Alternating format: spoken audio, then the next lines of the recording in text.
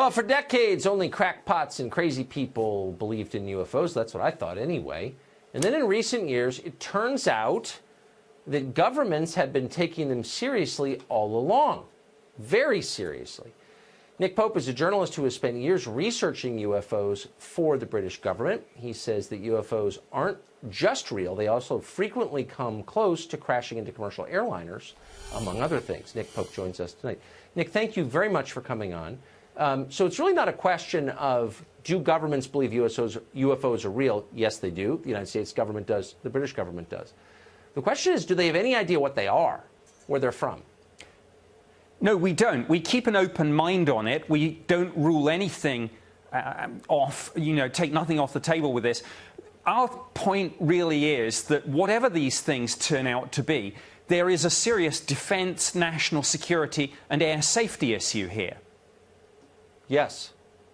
Well, so that's kind of the nub of it, and that's where my interest comes from. So why aren't governments encouraging the population to, as they say about terrorism, if you see something, say something, report sightings to the government so we can make sense of this potential threat?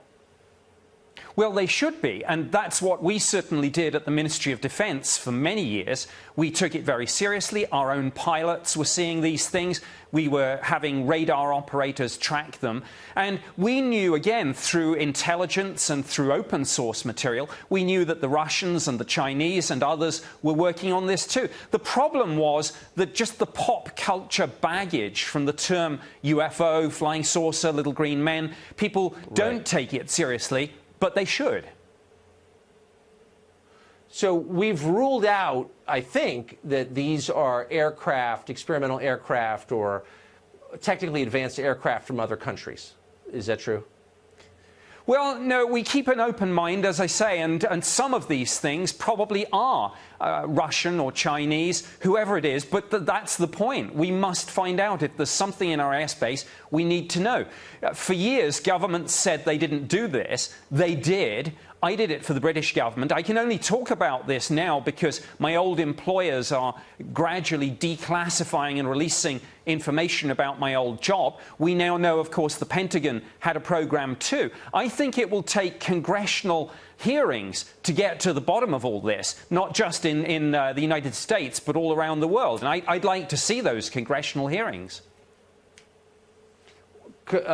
Commercial pilots have very often reported sighting objects in the air that seem to defy the laws of physics.